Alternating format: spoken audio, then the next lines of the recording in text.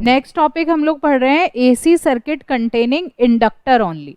देखो फिर से वही सेम रूल हम अप्लाई करेंगे। हमारे पास में एसी सर्किट है तो हमने यहाँ पे ये एसी सर्किट बनाया।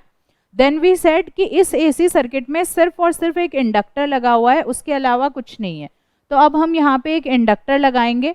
इंडक्टर को हम लोग कुछ इस तरह से रिप्रेजेंट करते हैं और जो इसका सिंबल है that is L, capital L से हम इसको दिखाते हैं और इस तरह का इसका रिप्रेजेंटेशन होता है।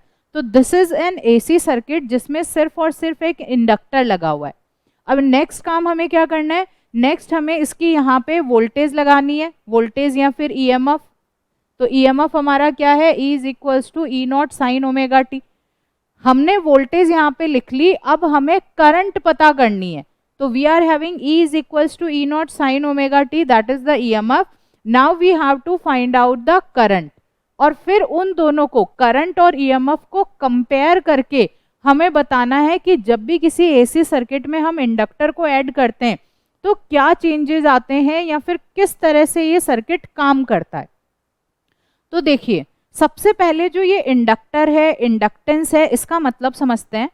प्रीवियस क्लास में भी हमने इसके मतलब को समझा था, अभी फिर से मैं थोड़ा सा एक क्विकली रिवाइज करवा रही हूँ आपको, बहुत ज़्यादा डिटेल में नहीं। हम कह रहे हैं कि जब भी यहाँ पे हमने एक ऑल्टरनेटिंग करंट लगाया, ऑल्टरनेटिंग करंट लगाया तो इस सर्किट में एक करंट जा रही है जो वो कंटिन्यूएशन में चेंज हो रही है।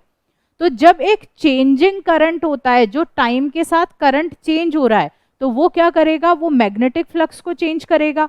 और जहां पे भी मैग्नेटिक फ्लक्स चेंज होता है वहां पे एक इंड्यूस्ड ईएमएफ और इंड्यूस्ड करंट डेवलप हो जाता है। क्या कहा मैंने कहा आपके पास में एक कोई ऑल्टरनेटिंग करंट है जो कुछ इस तरह से चेंज हो रहा है।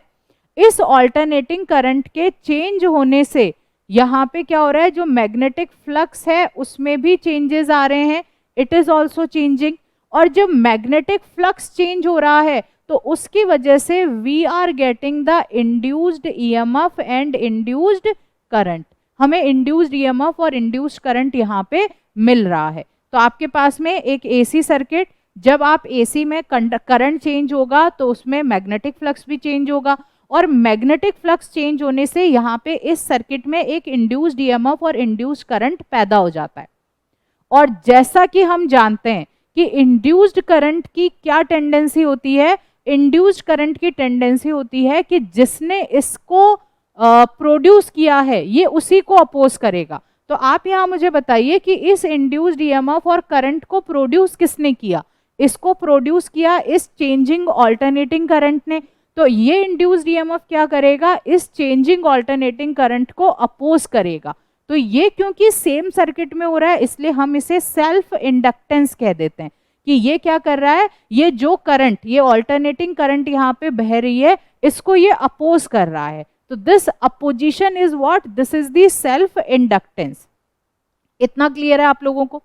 अब प्रीवियस चैप्टर इलेक्ट्रोमैग्नेटिक इंडक्शन, वहां पे हमने फैराडे के लॉज पढ़े थे, हमने लेंज लॉ पढ़ा था, हमने सेल्फ इंडक्टेंस भी पढ़ा था। और सेल्फ इंडक्टेंस से हमने कहा कि जो ईएमएफ, जो इंड्यूस्ड ईएमएफ यहाँ पे आता है that is equals to minus L D I upon D T, change in current per unit time. Minus sign क्यों लगाया, क्योंकि जो इंड्यूस्ड करंट है वो अपोज कर रहा है जिसने इसको प्रोड्यूस किया है। तो अपोजिशन को शो करने के लिए हमने यहाँ पे ये नेगेटिव सिंबल लगा रखा है।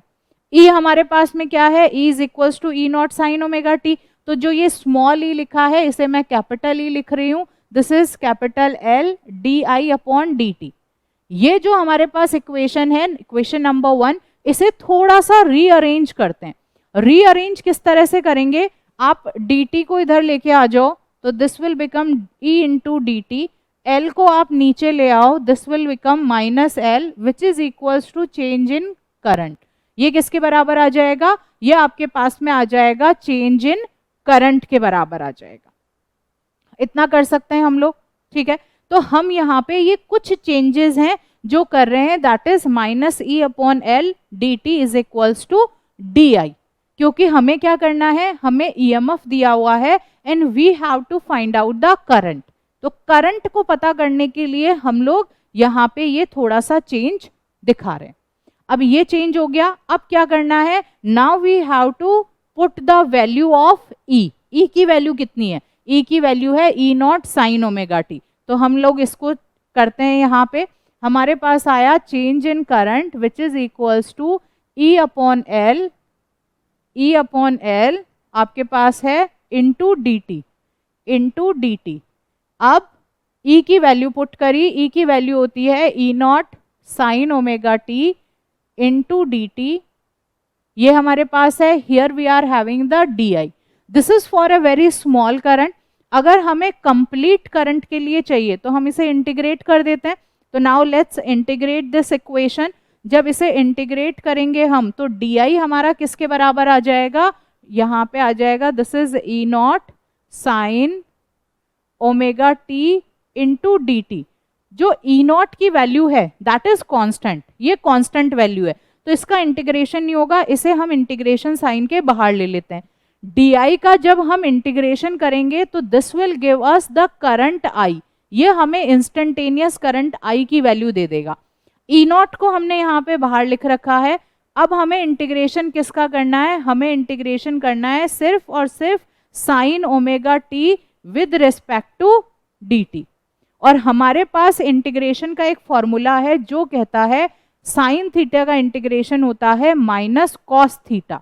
ठीक है, अगर थीटा के साथ में, जैसे कि यहाँ पे टी के रिस्पेक्ट में हम इसको इंटीग्रेट कर रहे हैं, तो टी के साथ ओमेगा भी आ रहा है, तो इसलिए ओमेगा को क्या कर देते हैं हम लोग, ओमेगा को यहाँ पे डिवाइड कर देते हैं। तो ठीक है, अच्छा ई नॉट हमारे पास में ये है। अब देखो एक चीज हम यहाँ पे मिस कर दिया, ये एल भी तो हमें यहाँ पे रखना है इसको, तो this L will also come over here, तो हमें एल को भी यहीं पे रखना है। एल भी क्योंकि सेल्फ इंडक्टेंस भी कांस्टेंट है, तो ई नॉट अपॉन एल हम लोगों ने किया।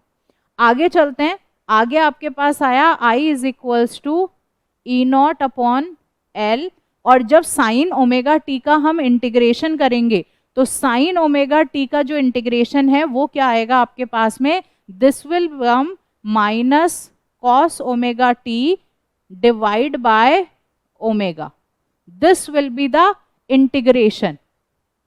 क्या हम कहीं पे कोई माइनस साइन को मिस कर रहे हैं, देखिए यहाँ पे minus E upon L D T था, नेक्स्ट वाली स्टेज में भी ये माइनस आएगा, अपोजिशन को रिप्रेजेंट करने के लिए हम माइनस लगा रहे हैं, यहाँ पे भी माइनस आएगा, फिर ये माइनस यहाँ भी आएगा, ये माइनस यहाँ भी आएगा। जब हमने साइन ओमेगा टी को इंटीग्रेट किया तो उसका इंटीग्रेशन आया minus cos omega T upon omega, तो ये माइनस और ये माइनस क्या कर देंगे, एक दूसरे को कैंसिल आउट करके पॉजिटिव में कन्वर्ट हो जाएंगे।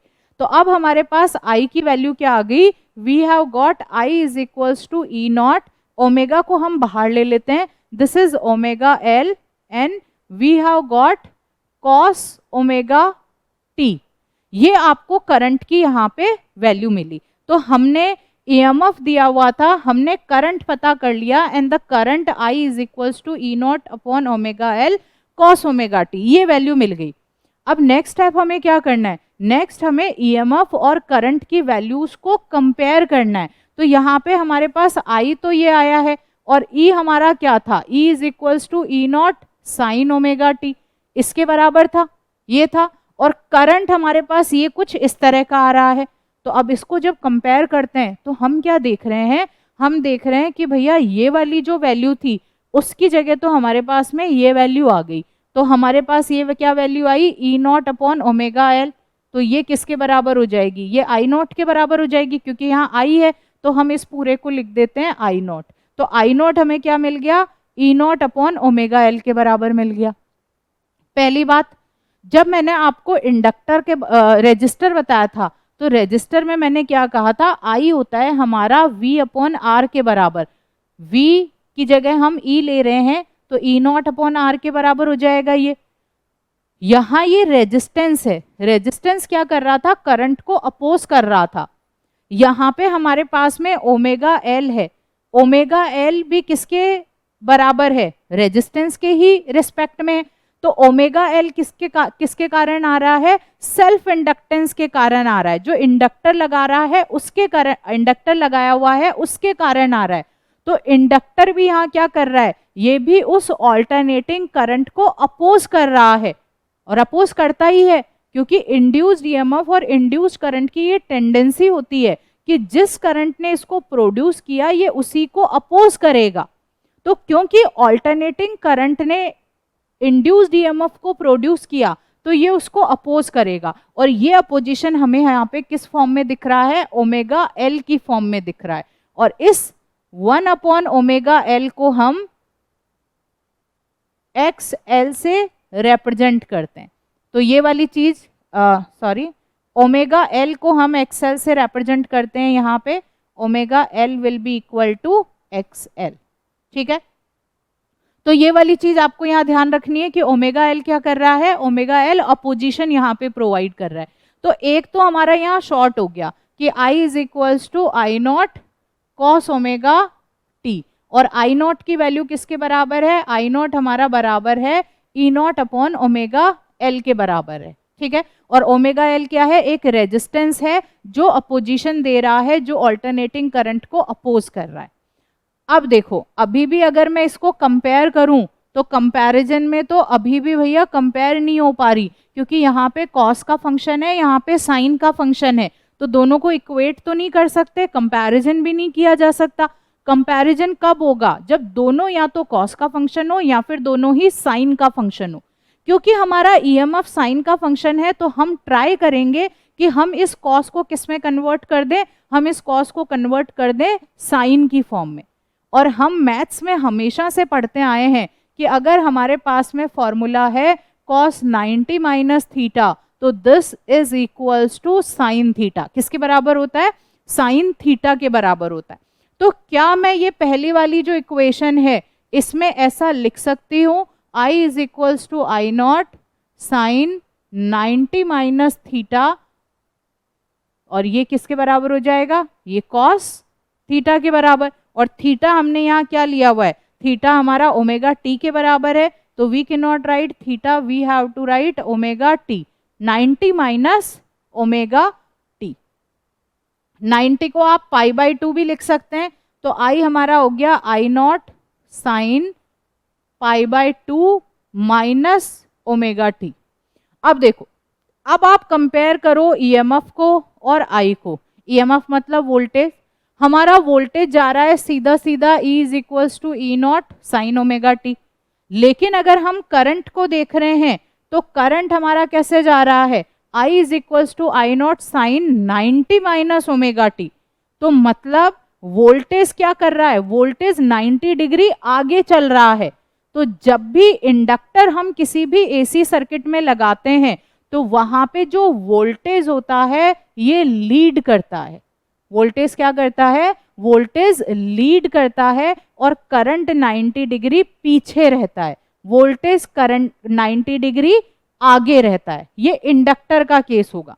याद रखने के लिए हम क्या करते हैं, याद रखने के लिए हम लोग ये VL का सिंबल यहाँ यूज कर लेते हैं। L stands for inductor, V stands for voltage, VL मतलब वोल्टेज लीड्स। तो इंडक्टर के केस में वोल्टेज क्या कर रहा है, 90 डिग्री लीड कर रहा है करंट को। समझ पा रहे हो, VL, L stands for inductor, V stands for voltage. तो मतलब अगर हमने एसी सर्किट में इंडक्टर लगाया, मतलब L लगा रखा है, इंडक्टर लगा रखा है, तो वोल्टेज क्या करेगा, वोल्टेज लीड करेगा। तो इसलिए voltage leads in the case of inductor by 90 degree. ये दोनों केस हमको यहाँ पे मिल गए, I भी मिल गया हमें, E भी मिल गया। तो पहला पार्ट जो है हमारा इंडक्टर लगा के, वो तो हमने कंप्लीट कर लिया। पहले पार्ट में हमने क्या किया, पहले पार्ट में सिंपली हमने एक डायग्राम बनाया, डायग्राम में इंडक्टर लगाया, एसी सर्किट हमने दिया, ईएमएफ लिया था, ईएमएफ लेने के बाद हमने वहां पे करंट पता कर ली। ये था हमारा पहला स्टेप। अब दूसरा स्टेप होता है कि इस चीज को अब हमें फेजर डायग्राम की फॉर्म में भी दिखाना है, हमें इसे वेव की फॉर्म में भी रिप्रेजेंट करना है, और उसके बाद हमें इसकी पावर भी पता करनी है। तो अभी तो हमारे बहुत सारे स्टेप्स बाकी हैं, 1 बाय 1 तीनों को करते हैं। पहले आते हैं हम फेजर डायग्राम पे। फेजर्स क्या होते हैं, the rotating vectors are known as phasors. Done. चलो देखो, आपके पास में इधर हमने ले रखा है टाइम पीरियड, वाई एक्सेस पे मैं ले रही हूँ E और I, ईएमएफ भी ले सकते हैं और करंट भी ले सकते हैं। अब हमने कहा E हमारा किसके बराबर आया, E आया हमारा E is equals to E naught sine omega T. तो पहले हम एक वेक्टर लेते हैं जो किस फेज में है, ओमेगा टी, मतलब ओमेगा टी एंगल बना रहा है। तो हमने यहाँ पे एक वेक्टर ड्रॉ किया और ये वेक्टर हमारा क्या एंगल बना रहा है, ओमेगा टी। तो ये तो हमने ईएमएफ को रिप्रेजेंट कर दिया। अब बात आती है करंट की। भैया करंट हमारा क्या कर रहा है, करंट तो हमारा 90 डिग्री पीछे चल रहा है, π/2 माइनस ओमेगा टी है, तो मतलब 90 डिग्री पीछे रहेगा। ये तो करंट 90 डिग्री पीछे रखना है। तो अब ये अगर हमारा ईएमएफ है और इसका ये क्या है, दिस इज दी 90 डिग्री, यहाँ पे देखो 90 डिग्री का एंगल बन रहा है। तो 90 डिग्री पीछे अगर हम बनाएंगे then we will make it I. तो this is how we will make the phasor diagram of inductance circuit. EMF omega t पे, करंट क्या जा रहा है, करंट 90 डिग्री पीछे है, तो यहाँ पे 90 डिग्री पे एक परपेंडिकुलर ड्रॉ कर दो और उसको करंट की फॉर्म में रिप्रेजेंट कर दो। अब अगर आपको इंस्टेंटेनियस वैल्यू चाहिए तो आप इधर आके I is equals to I naught sine π/2 minus omega, इसको आप लिख दो E is equals to E naught sine omega t. हो जाएगा ये वाला चीज, चलो हो गया। अब बात आती है कि वेव कैसे बनाएंगे। ठीक है, तो वेव भी बना लेंगे। वेव में भी बहुत ज़्यादा अपने को कोई टेंशन नहीं लेनी। हमें क्या करना है, हमें यहाँ पे ये हमने बना दिया आपका E, ये करंट बनाया, सॉरी ईएमएफ बनाया। अब हम कहते हैं करंट क्या चल रहा है, करंट भैया 90 डिग्री पीछे चल रहा है, तो 90 डिग्री इसको क्या करना पड़ेगा, 90 डिग्री इसको पीछे बनाना पड़ेगा। ठीक है, तो इस तरह से हम इसको बना सकते हैं। अब E हमारा आगे चल रहा है 90 डिग्री, I क्या चल रहा है, पीछे चल रहा है 90 डिग्री। अब यहाँ पे आपको ये वाली जो वैल्यू मिल रही है ये नेगेटिव्स में है, अगर हम इसे पॉजिटिव में लिखना चाहें तो this can be written as sine omega t minus π/2। तो कुछ इस तरह से भी हम इसको लिख सकते हैं। ठीक है, अब 90 डिग्री पीछे से हमें लिखाना है, तो आप क्या करोगे, इसको पीछे से यहाँ पे इस तरह से बनाओगे, तो ये आपका I बनेगा और पहला वाला E बना। तो ये हमने यहाँ पे वेव बना दी। वेव बनाने के बाद में अब हमें क्या बनाना है, अब हमें बताना है पावर के बारे में, कि जब भी किसी एसी कोई भी सर्किट है उसमें जब हम इंडक्टर लगाते हैं एसी सर्किट में, तो उसकी पावर क्या होती है। पावर के लिए अगेन हमारे पास में फॉर्मूला क्या है, P is equals to VI। V हमारा किसके बराबर होता है, V नॉट, इसे E की फॉर्म में लिख लेते हैं, V की फॉर्म में नहीं लिख के, ताकि कंफ्यूजन नहीं रहेगा। We will write it as E into I. E किसके बराबर है, E naught sine omega t. I किसके बराबर आया, I naught sine omega t minus π/2। ये चीज हमारे पास में आ गई, हमने इधर पावर ले रखी है। अब अगर हमें एवरेज पावर या फिर हम कहें कि ये पूरा पावर जो है, कंप्लीट पावर अगर हमें चाहिए, तो हम इसे इंटीग्रेट करेंगे। तो अब यहाँ पे इंटीग्रेशन आएगा, तो it will become E naught sine omega T into I naught sine omega t minus π/2 into dt। This will be the integration. E naught और I नॉट दोनों को कॉमन लिया जा सकता है, क्योंकि दोनों कैसे हैं, दे बोथ आर कॉन्स्टेंट्स। तो हमारे पास ये इधर बाहर आ गया E नॉट I नॉट, अंदर आपने के पास में है sine omega T into sine omega t minus π/2। ठीक है, एंड dt, इसके बराबर आपको ये मिल रहा है। अब इसमें बहुत सारी मैथ्स है, बहुत सारी कैलकुलेशंस है, तो उन कैलकुलेशंस को हम क्या करते हैं, एक बार थोड़ा सा क्विकली करते हैं। तो क्विकली करने के लिए हम नोट्स की यहाँ पे हेल्प ले लेंगे। मैं आपको एक एक चीज समझाते हुए चलूंगी। डन, चलो नोट्स की हेल्प से हम लोग इसको समझ रहे हैं। डायरेक्टली हम लोग चलेंगे जहाँ पे अभी हम पढ़ रहे हैं। ओके, पावर हम लोगों ने यहाँ पे यहाँ तक कर रखा है। ठीक है, ये हम लोगों ने यहाँ पे किया हुआ है। पावर क्या आई आपके पास में, पावर आपके पास में है, just a second, P is equals to V I, V की जगह हम क्या लिख सकते हैं, V naught sine omega T, इसे नॉट भी लिख रहे हैं, E नॉट भी लिख सकते हैं, मतलब अगर E की फॉर्म में लेके चल रहे हैं तो, और I हमारा है I naught sine omega t minus pi by to.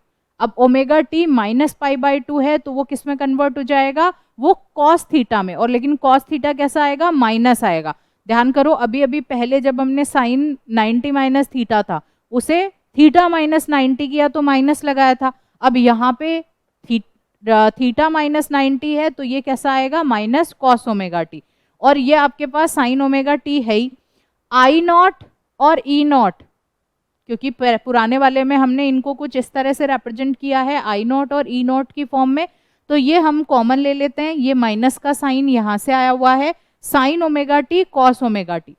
इतना करने के बाद अब हमें क्या करना है, इसको इंटीग्रेट करना है, तो sine theta cos theta into D theta, ये तो इंटीग्रेशन हो नहीं सकता, तो हम क्या करते हैं, इसको 2 से मल्टीप्लाई कर देते हैं और 2 से डिवाइड कर देते हैं। जब हम इसे 2 से मल्टीप्लाई करते हैं तो ये क्या आया, cos 2 sine theta cos theta, ये फॉर्मूला है, एक मैथ्स की आइडेंटिटी है जिसका मतलब होता है साइन 2 थीटा। साइन 2 थीटा का फॉर्मूला क्या है, 2 साइन थीटा कॉस थीटा, तो इसका मतलब ये वाली जो पूरी की पूरी टर्म है हमारी वो किस में कन्वर्ट हो जाएगी, साइन 2 ओमेगा टी में कन्वर्ट हो जाएगी, ये पूरा का पूरा ओमेगा टी में कन्वर्ट हो गया। अब देखो जब इंटीग्रेट कर रहे हैं तो इंटीग्रेट कर रहे हैं तो आपके पास में ये पावर है, आई नॉट ले रखा है, ई नॉट हमने बाहर ले रखा है, क्योंकि हमने इसको मल्टीप्लाई भी किया था डिवाइड भी किया था, तो मल्टीप्लाई वाला जो 2 था वो तो हमारा यहाँ पे काम आ गया, बट डिवाइड वाला अभी भी बच रहा है तो इसे हम बाहर ले लेते हैं। ये अंदर आपके पास आ गया sine 2 omega T into D T. अब हम इसका इंटीग्रेशन करेंगे तो sine 2 omega T into D T, ये हमें क्या दे देगा, ये हमें देखो यहाँ तक आ गया आपके पास में, ये आपको देगा साइन 2 ओमेगा टी। आगे इंटीग्रेट करने से पहले ही हम क्या कर रहे हैं, जो ओमेगा टी है उसकी वैल्यू यहाँ पे पुट कर दे रहे हैं। ओमेगा टी की वैल्यू होती है 2 पाई के बराबर, अगर साइन 2 इंटू 2 पाई करेंगे तो दैट विल बिकम साइन 4 पाई, और साइन 4 पाई की मैथमेटिकल वैल्यू किसके बराबर होती है, 0 के बराबर होती है। तो इन शॉर्ट हमारे पास में जो एवरेज पावर आएगी किसी भी एसी सर्किट में जब इंडक्टर लगा रखा है तो वो पावर कितनी आ जाएगी, that will become equal to 0। तो इसका मतलब क्या हो गया, एक कंप्लीट साइकिल में जो पावर है, एवरेज पावर है, वो किसके बराबर है, दैट इज इक्वल्स टू 0। तो जब भी किसी सर्किट में इंडक्टर लगाएंगे और उसका एक कंप्लीट सर्किल हम देखेंगे तो उसकी एवरेज पावर क्या आ जाएगी, it will become equal to 0। एक बार दोबारा से मैं आपको इसको समझा देती हूँ कि किस तरह से हमने इसे किया है। हमने सिंपली क्या किया, हमने सिंपली किया P इज इक्वल्स टू, आगे अगर कोई पेज खाली होगा तो वहां पे कर लेते हैं अपन इसको, ओके इधर नहीं है,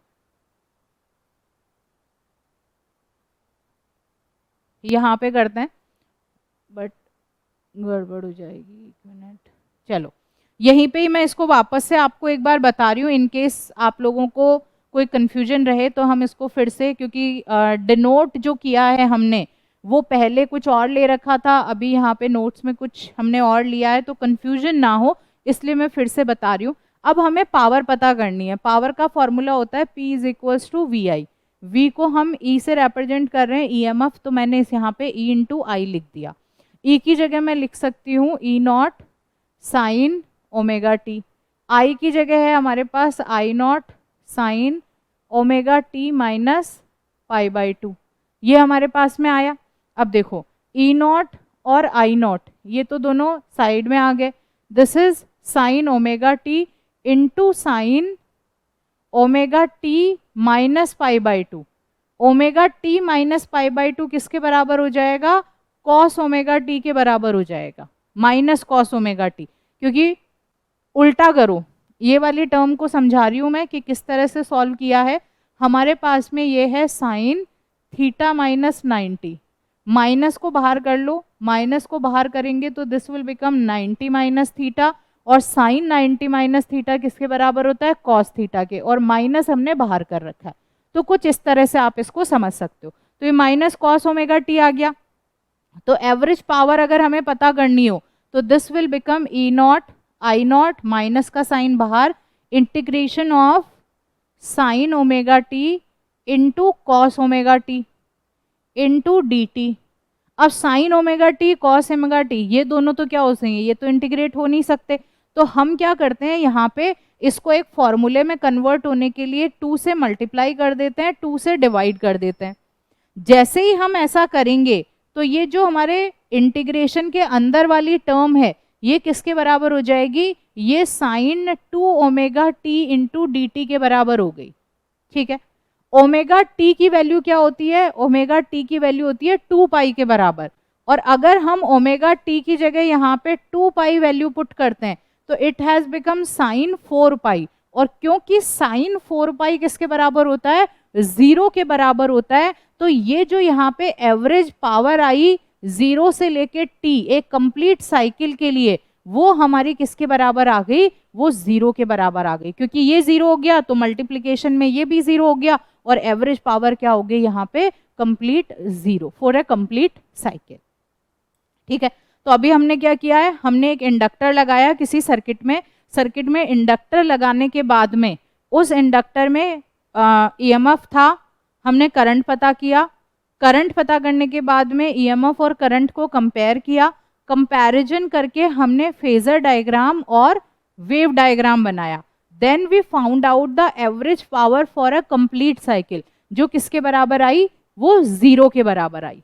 नेक्स्ट हमारे पास में जो टॉपिक है वो है, अगर हम किसी एसी सर्किट में सिर्फ कैपेसिटेंस लगाते हैं तो हमें यहाँ पे क्या मिलेगा। देखो कैपेसिटेंस लगा रखा है, तो अब सबसे पहले जैसे कैपेसिटेंस बोले, देखो पहले तो एसी सर्किट है तो E is equals to E naught sine omega T, ये तो हमारा अब तक आई थिंक सबको ही क्लियर हो गया होगा। रजिस्टर में भी यही किया, इंडक्टर में भी यही किया, कैपेसिटर में भी हम यही कर रहे हैं।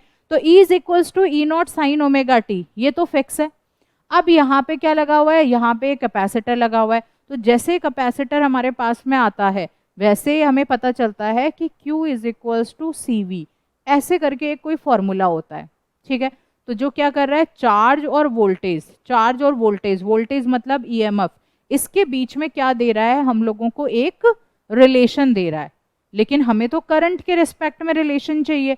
करंट के रिस्पेक्ट में अगर आपको रिलेशन चाहिए तो इसका मतलब चार्ज और करंट का भी कोई रिलेशन होता है, charge per unit time that is equals to current. तो करंट हमारा किसके बराबर होता है, अगर इस rate of flow of charge को हम टाइम के रिस्पेक्ट में ले लें तो ये हमें क्या दे देगा, it will give us the current. तो I इज इक्वल्स टू क्या हो गया, Q अपॉन टी, और ये Q किसके बराबर होता है, CV के बराबर होता है। ये हम यहाँ पे ऐसे कर सकते हैं। चलो ठीक है, इतना हम लोगों ने यहाँ पे किया। अब इसको हमें क्या करना है, now we have to solve it. Q is equals to CV लिया था, तो यहाँ से V कितना हो जाएगा, it will become Q upon C। ये किसके बराबर आ जाएगा, ये Q अपॉन C के बराबर आ जाएगा। क्योंकि हमने, पेन दूसरा ले रही हूं, यहाँ पे हमने ले रखा है E is equals to E naught sine omega T. अब हमें क्या चाहिए, now we want the relation in with respect to current, current के रिस्पेक्ट में चाहिए। तो करंट के रिस्पेक्ट में चाहिए और हमें कैपेसिटर लगाया है तो Q is equals to C V है, D Q upon D T जो होता है वो करंट के बराबर होता है, ऐसा हमें पता है। जो V है वो यहाँ से Q अपॉन सी के बराबर आएगा। V को हम E भी पुट कर सकते हैं, तो मतलब ई नॉट साइन ओमेगा टी जो है वो Q अपॉन सी के बराबर आ गई। अगर मैं C को इधर लेके जाऊं तो it has become E naught into C sine omega T is equals to Q, ये हो गया। अब हम क्या कर सकते हैं, जो Q है उसको टाइम के रिस्पेक्ट में चेंज कर सकते हैं। तो अगर इसे टाइम के रिस्पेक्ट में चेंज करते हैं तो ये D Q upon D T, ठीक है, टाइम के रिस्पेक्ट में चेंज करें तो डी क्यू किसके बराबर आ जाएगा, इट विल बिकम, ओके इतना ज़्यादा नहीं करके यहाँ से सिंपली, ठीक है, इतना हमारे पास आ गया। Q किसके बराबर आ गया, सी E naught sine omega T के बराबर। आई हमें पता होता है किसके बराबर होता है, D Q upon D T के बराबर। तो हम डी अपॉन डी टी और क्यू की जगह क्या वैल्यू पुट कर दी, सी E naught sine omega T. हमने ये वैल्यू यहाँ पे पुट कर दी, सी E naught sine omega T. अब इसको जब डिफ्रेंशिएट करेंगे तो सी नॉट तो हमारा कांस्टेंट है, तो सी नॉट यहाँ पे आ गया। साइन ओमेगा टी का जो डिफ्रेंशिएशन होता है that is cos omega T into omega, ये इसके बराबर आ जाता है। तो हमारे पास में यहाँ पे ई की वैल्यू कितनी है, ई की वैल्यू है E naught sine omega T के बराबर। और जो आपके पास में करंट आया है, करंट की वैल्यू आ रही है C omega C E naught cos omega T के बराबर, ये आ रही है। अब देखो अगर हम कंपेयर करते हैं दोनों को, तो कंपैरिजन में यहाँ पे ई नॉट है तो यहाँ पे क्या होना चाहिए, यहाँ पे आई नॉट होना चाहिए। तो यहाँ पे आई नॉट जो है वो आई नॉट की वैल्यू जो है वो किसके बराबर आ रही है, omega C into E naught के बराबर आ रही है। और ये वहां से याद करो इंडक्टर से, इंडक्टर से हम क्या कहते थे, V इज इक्वल्स टू हमारे पास में I इज इक्वल्स टू क्या आता था, V अपॉन R।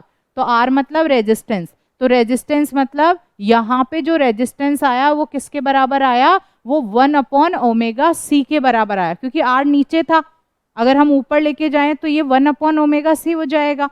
तो 1 अपॉन ओमेगा सी जो है इसे हम एक्स सी से रिप्रेजेंट करते हैं और इसे हम कैपेसिटिव इंडक्टेंस कहते हैं। मतलब ये भी क्या है, एक रेजिस्टेंस है।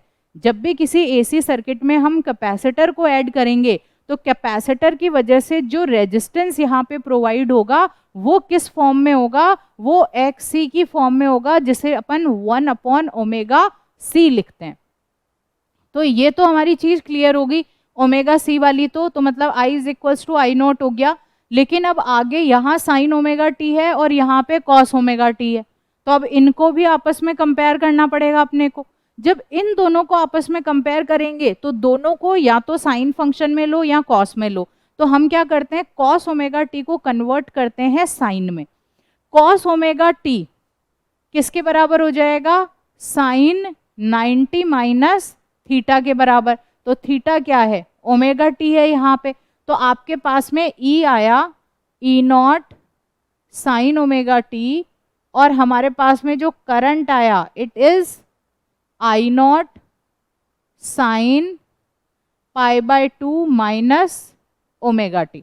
यहाँ पे कोई माइनस प्लस नहीं है, जिनको हमें क्या करना हो, जिनको हमें चेंज करना हो। तो इसका मतलब क्या हुआ, इसका मतलब हुआ कि जो वोल्टेज है वो कैपेसिटर सॉरी जो वोल्टेज है वो करंट से क्या कर रहा है, 90 डिग्री पीछे चल रहा है। मतलब जो करंट है हमारा वो कैसा है, वो 90 डिग्री आगे है, और जो वोल्टेज कैपेसिटर जब हमने लगा दिया तो जो ईएमएफ हमारे पास में आया वो कैसा आया, वो 90 डिग्री पीछे आ रहा है। तो यहाँ पे कौन लीड कर रहा है, यहाँ पे करंट लीड कर रहा है। मतलब कहने का, जब हमने इंडक्टर पढ़ा था तो इंडक्टर के केस में क्या हो रहा था, तो अब जब हमारे पास में यहाँ पे जब हम बात कर रहे हैं कैपेसिटर की, तो कैपेसिटर में क्या हो रहा है, कैपेसिटर में करंट 90 डिग्री लीड कर रहा है, जबकि इंडक्टर में वोल्टेज 90 डिग्री लीड करता था। तो वोल्टेज 90 डिग्री लीड करेगा इंडक्टर में, इसको हमने कैसे याद रखा था, VL से। वोल्टेज लीड्स किसके केस में, L फॉर इंडक्टर, इंडक्टर के केस में। अब कैपेसिटर के केस में क्या हो रहा है, कैपेसिटर के केस में करंट 90 डिग्री लीड कर रहा है। तो अगर दोनों को हमें ध्यान रखना हो तो उसके लिए भी हमारे पास में एक ट्रिक होती है, दैट इज सिविल। सिविल से भी हम इसको याद कर सकते हैं, या फिर आप इसको सीधा सीधा VL से करेंगे तो भी ये हो जाएगा। VL मतलब voltage leads in the inductor case. तो मतलब कैपेसिटेंस के केस में बहुत ही ऑब्वियस है कि करंट लीड करेगा 90 डिग्री से, बट फिर भी ये वाला भी बता देते हैं। इस वाले में क्या है, C स्टैंड्स फॉर कैपेसिटेंस।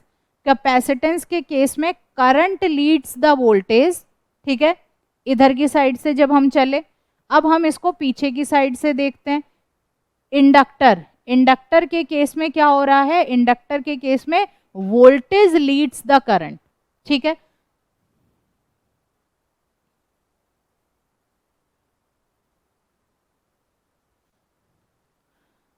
चलो, तो हमारे पास में क्या आ गया, हमारे पास में आ गया कि जब भी हम किसी भी एसी सर्किट में किसी कैपेसिटेंस को लगाते हैं तो कैपेसिटेंस के केस में करंट जो है वो 90 डिग्री से लीड करता है और वोल्टेज 90 डिग्री पीछे चलता है।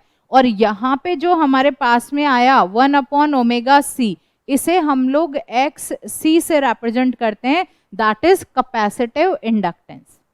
फेजर डायग्राम देखो, फेजर डायग्राम में सिंपली अपने पास में सबसे पहले E is equals to E0 sin ωt है, तो इसके लिए फेजर डायग्राम बनाएंगे। एक हमने वेक्टर बनाया, ये E को रिप्रेजेंट कर रहा है, यहाँ पे हमने ωt रख दिया।